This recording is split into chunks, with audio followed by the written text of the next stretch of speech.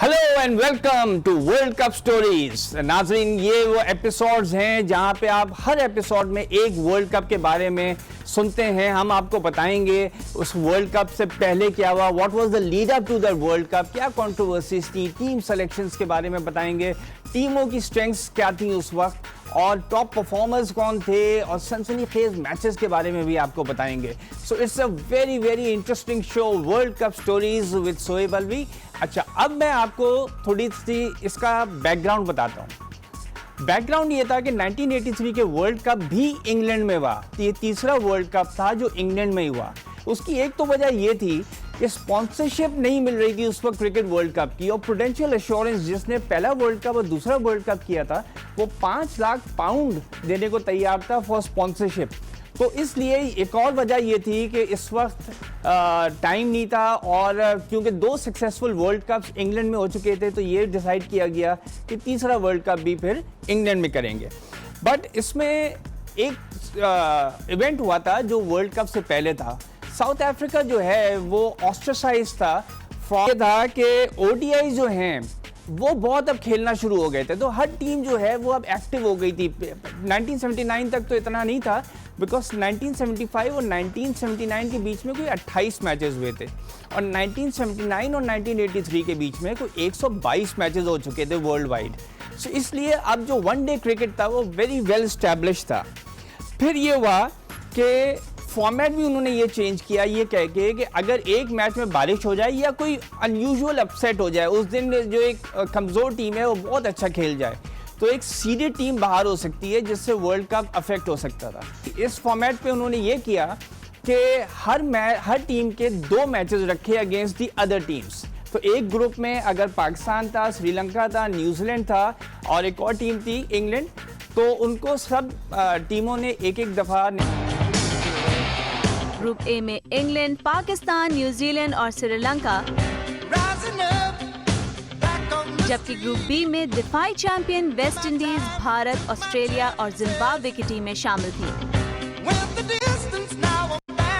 Group A से पाकिस्तान और England, जबकि ग्रुप बी से वेस्ट इंडीज और भारत ने सेमीफाइनल तक रसाई हासिल की। 235। उसके बाद अब्दुल कादिर की जो स्पेल आई वो अमेजिंग थी। उसने 4 for 16 लेके बिल्कुल श्रीलंका को फंसा दिया, यहाँ तक कि उनकी 7 विकेट सिर्फ 37 रन पे गिर गई, और कादिर के 4 for 16 के उस वक्त फिगर्स थे। एंड में डिमेल और जॉन काफ़ी करीब ले आए, 11 रन करीब ले आए और 12 गेंदें रहती थी।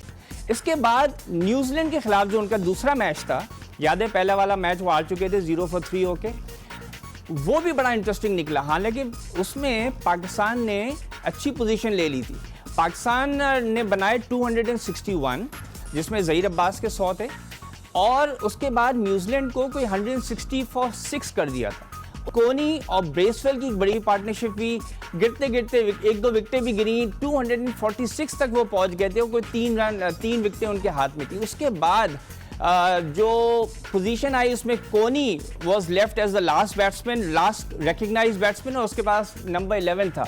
तो जब उसने एक क्विक रन लेने की कोशिश की और जब वापस आया दूसरे रन के लिए, तो वसीम बारी ने उसको रन आउट कर दिया और पाकिस्तान बाल बच गया, और पाकिस्तान ने ये मैच जीत लिया। 12-12 पॉइंट दोनों पाकिस्तान और न्यूजीलैंड के हो गए, लेकिन पाकिस्तान की जो रन रेट थी वो अ फ्यू डेसिमल पॉइंट्स ऊपर थी। तो पाकिस्तान ने सेमीफाइनल के लिए जो क्वालिफाई किया वो कुछ डेसिमल पॉइंट्स की वजह से किया। नाजरीन, अब हम चलते हैं एक ब्रेक की तरफ। ब्रेक से वापस आएंगे तो दोनों सेमीफाइनल और फाइनल्स के बारे में आपको बताएंगे। स्टे विद अस।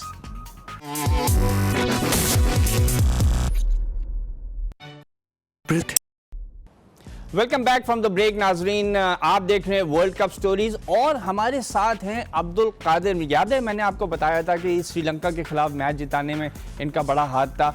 आइए इनसे ज़रा बात करते हैं और कुछ मेमोरीज इनकी टटोलते हैं।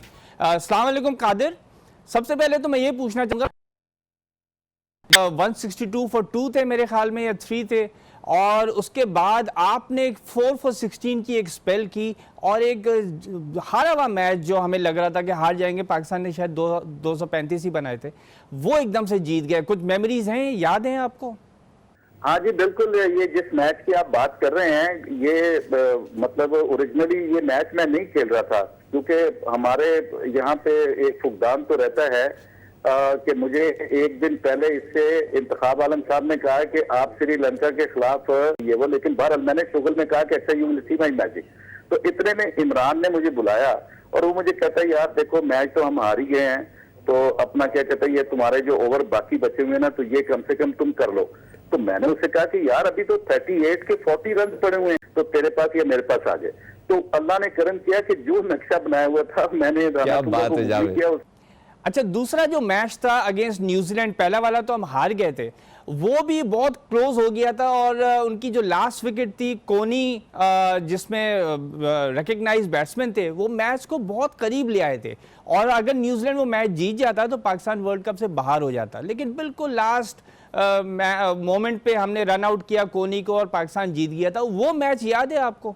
Welcome back from the break नाजरीन। अब हम चलते हैं फाइनल की तरफ। 25 जून Lord's, India versus West Indies, और West Indies third time final में पहुंचा था।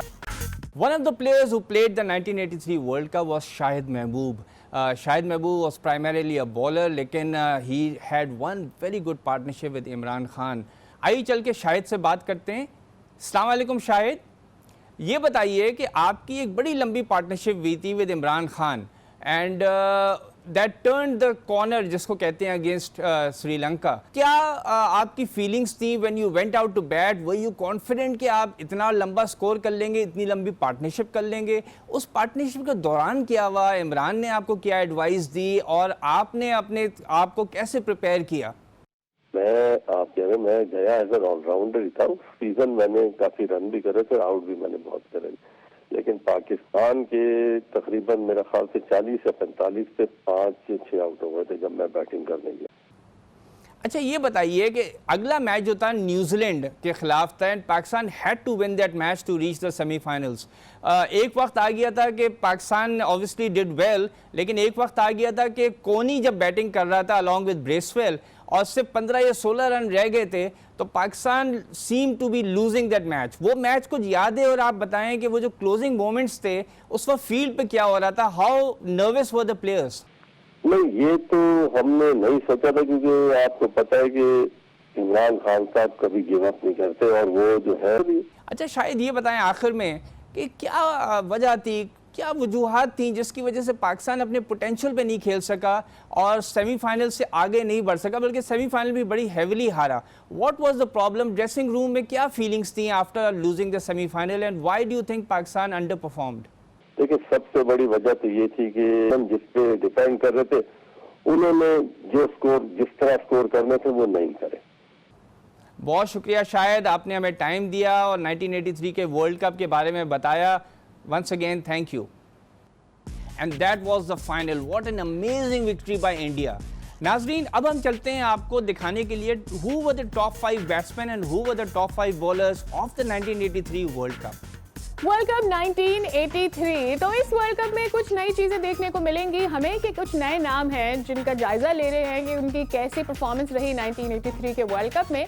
लेकिन ये भी बताते चले कि ये आखिरी वर्ल्ड कप होने जा रहा है जिसमें 60 ओवर्स होंगे एंड देन जब हम 1987 का वर्ल्ड कप डिस्कस करेंगे तो उसमें नए नामों के साथ साथ नया फॉर्मेट भी नजर आएगा ओवरऑल। डिस्कस कर लेते हैं कि टॉप स्कोरर्स कौन रहे हैं इस वर्ल्ड कप के। सबसे पहले हैं डेविड गोवर, जिन्होंने 7 मैचेस में 384 रन बनाए थे और इनका हाईएस्ट है 130 run.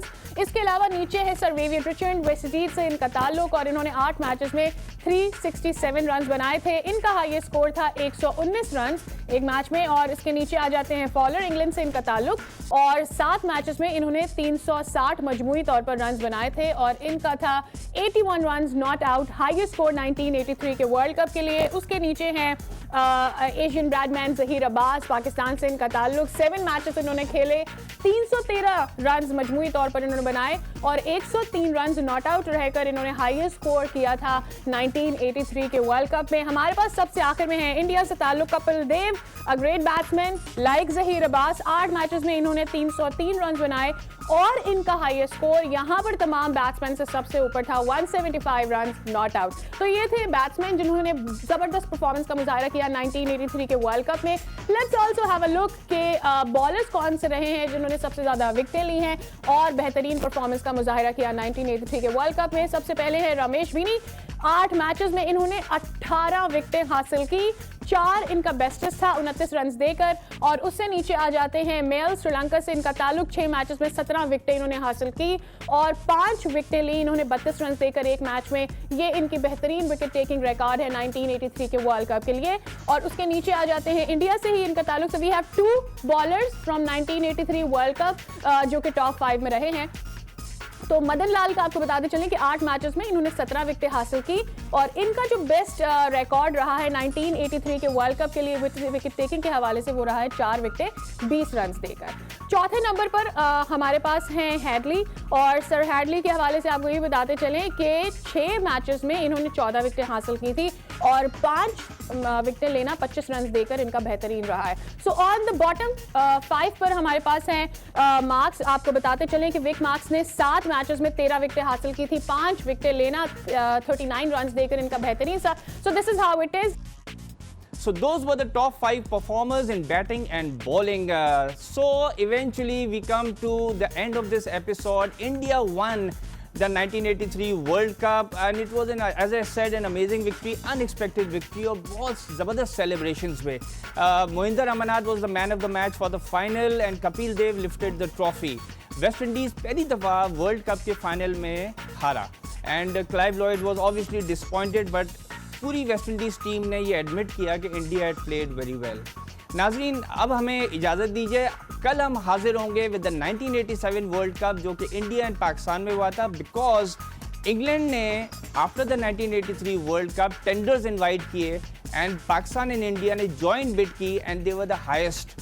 So the world cup actually moved out of England for the first time. कल फिर मिलेंगे, कल तक के लिए इजाज़त दीजिए। अल्लाह हाफ़िज़।